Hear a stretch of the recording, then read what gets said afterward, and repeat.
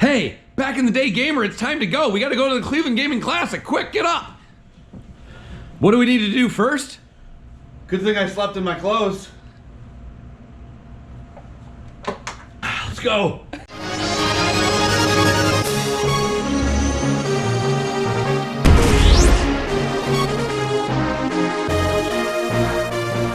What's happening, YouTube? Back in the day gamer here. Thanks for tuning into my channel, and today I'm coming at you with what happened last weekend at the Cleveland Gaming Classic. That's right, I drove my ass on down to Cleveland, it was just a couple hours away, to check out this expo, and I had a great time. So let's talk about what happened and what I got. I got this cup. It usually changes color, but I guess I have to push the button to make it do that adequately, and I'm not going to be happy until I... Alright, there we go. Alright. We're gonna drink a Yingling, because although it's out of Pittsburgh or Pennsylvania, it's not far from Cleveland, and where I'm at, here in Michigan, can't get Yingling. So I got some, and I brought some home because we bought too much. Now we're gonna drink it. So to start off the convention, I was hanging out with my buddies at VGM, and they asked me to hit up the line and help them pass out some goodies. I got some pretty good footage here of the line. There was a lot of people, and the line had only just started to form, so it only got much bigger. But we went, passed out some goodies, gave them away. Tchotchke! After we finished handing out all the swag at the line, I went down and hit up the expo itself. Now obviously, back in the day gamers, looking for them NES games, right? This place was big. It was real big, there was a lot of vendors, and there was a lot of toys. One vendor had some really cool Atari Repro movie labels. I almost bought a bunch of those, but I used restraint and did not.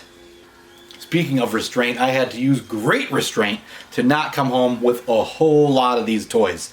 There was a ton of stuff I wanted. I don't need any of it. And, you know, you can play video games, but you honestly, when you're in your 40s, you can't play with toys.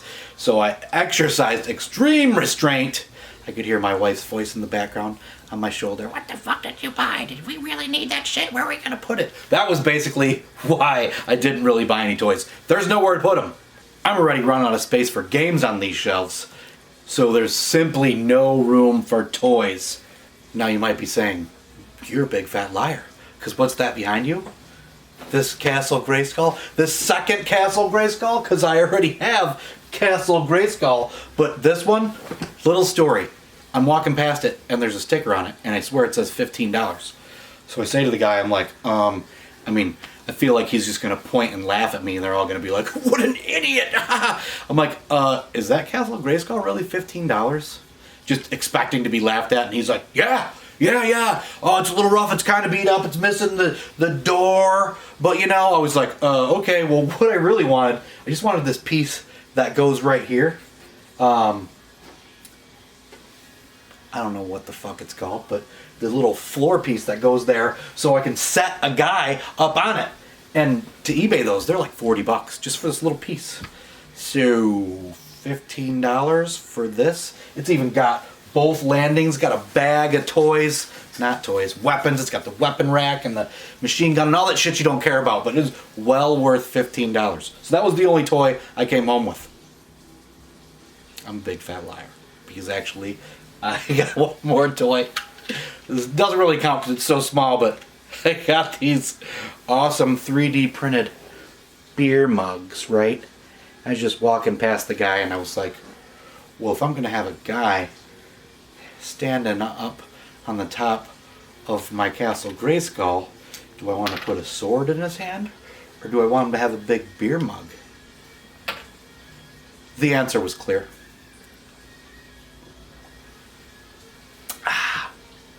So I got 3 of them, right? Because, yeah, Like I said, there was tons of stuff I wanted to buy, but I didn't. I really was looking for games, mostly NES games, and I was kind of disappointed in the selection of NES games, but I picked up a couple, which we'll talk about in a little bit. But the one thing I regret most not buying was this Pac-Man mini arcade. I mean, the one in the box, he's got 2 out of the box. The one in the box was cherry. The box was beat up, but who cares?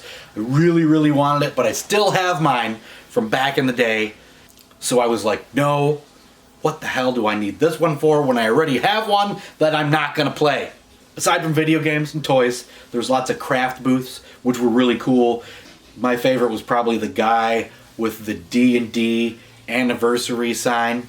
My wife, she wouldn't appreciate it, but I want it, but she wouldn't appreciate it. Everybody at this show was having a good time. There was lots of people dressed up, and I think that contributes to the fun factor, because a lot like Halloween, you know, you're wearing a costume, you're playing dress up, it always makes things more fun. There weren't, you know, everybody wasn't dressed up. There was a small percentage of people dressed up, but there was a lot of people.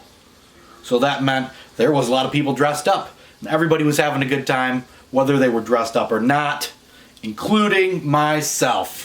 They had at least 1 row of pinball games. In the back, they had a little arcade.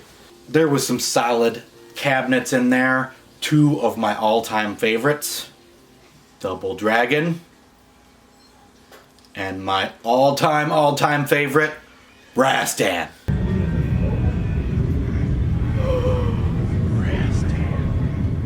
So I spent a lot of time hanging out at the VGM table. They brought in a couple special YouTuber guests, Layer and Blue Television Gaming. These guys were really cool, a lot of fun. It was nice to hang out with them and meet them.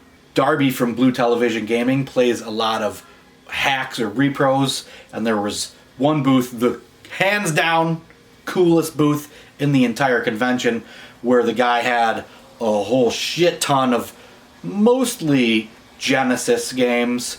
There was definitely a Master System one. I think Axe Battler I was looking at, which is technically Game Gear, but these things were hands down badass. Not only were the games cool, but the artwork on the cases and the cartridges and some of the things he did with them, like putting styrofoam snow in the Snow Brothers. This guy's booth, hands down the best. Make sure you read over here his info, because you're going to want to go to his site and pick one of these up. Obviously, back in the day, Gamer is all about the games, but honestly, my favorite part of this whole convention, when I was sitting at the VGM table and kids were coming up and seeing Darby from Blue Television Gaming and Lair and just like flipping out, like, oh my god, Dad, it's Darby, we watch him on TV. And they had this wheel with games on it, you know, you'd spin it, game would come up, you'd play the game. It was so fun watching all the kids. That was my favorite part of the convention. It was great. But I couldn't even get. Nice jacket. Look at this handsome guy. But in a close second, for my favorite part of the convention, was the games. So let's see what games I got. Like I said, they didn't have a whole lot that I was looking for. There was a lot of games, but I was focusing on NES. There was, you know, some other stuff, but we're not going to get into the stuff I didn't buy, because I didn't buy it. It's gone. But I picked up 3 NES games. First, my favorite of the lot was probably the last common in the collection that I need, because I'm down to less than 100 games now, and that is a game I had never played before, and it's fantastic for a cheap common that I knew nothing about. Twin Cobra. This is just a total Tiger Heli ripoff. I'm assuming it came out after Tiger Heli. Tiger Heli was an arcade game I played the shit out of back in the day, because for a while they had one at the In-N-Out by my house where we used to hang out and dump quarters into. It's your vertical scrolling top-down helicopter shooter where you got the guns and you got the bombs. I'm not exactly sure what about this game it is that I like it so much, but it's way better than Tiger Heli. Graphics, controls, I guess the power-ups, since they don't just shoot straight. I don't know, but I mean, I don't know exactly how much this game is. I think it's like $10, but that is cheap for an NES game, and it was worth a lot more than that in my opinion. I picked up another shooter. This one's not vertical scrolling, it's side scrolling, and it's not licensed, it's unlicensed. Double Strike. It's one of them black carts with the press here red button. So unlike Twin Cobra, this game is not fantastic. It is pretty damn good for one of these unlicensed games because at least 90% of the time those games are shit. This one is decent for an unlicensed game. Maybe even good for an unlicensed game, but you know, it suffers from things like not great control, glitches, and blah blah blah, but it's definitely one of the better unlicensed American video entertainment cartridges I have. I think it came in again at about $10. Last NES game I picked up, one I've wanted for a while, and it kind of sucks, but the shooter stage that I played so far was fun. But that's Ren and Stimpy Buckaroos. Who didn't like Ren and Stimpy back in the day, right? Well, I see now why I've never played this game before. I think it was a late release, so that's why it's not super common. It was 35. I got the guy down to 25 because it bundled.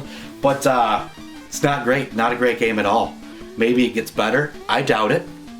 I'm hoping so. Fingers crossed. Now I picked up some disc games.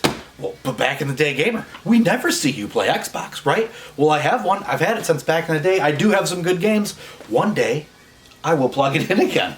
And when that day comes, I obviously had to have this title right here. BMX Triple X, right? Because, yeah, I'm into BMX and...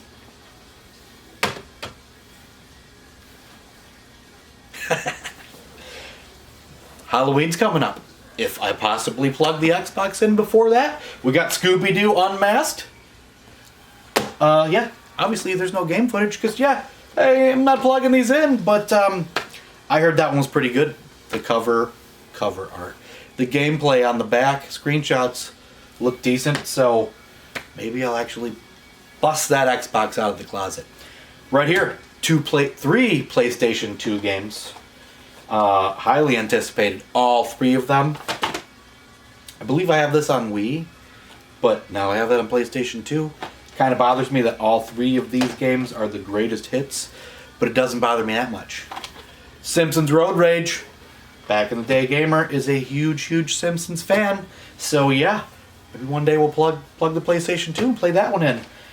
A game I recently just learned and was very excited about, so I got Shadow of Colossus. When I saw some gameplay footage of that, I believe it was on Bithead 1000. He picked it up on PlayStation 4 or something, but I'm excited about that. I want to get into this. God of War. I was looking for part 2 also, but I actually didn't see it anywhere. Saw many God of War 1s, and $10, can't go wrong. Parched.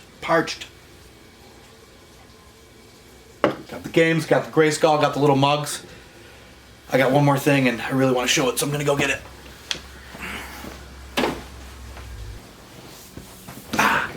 Alright.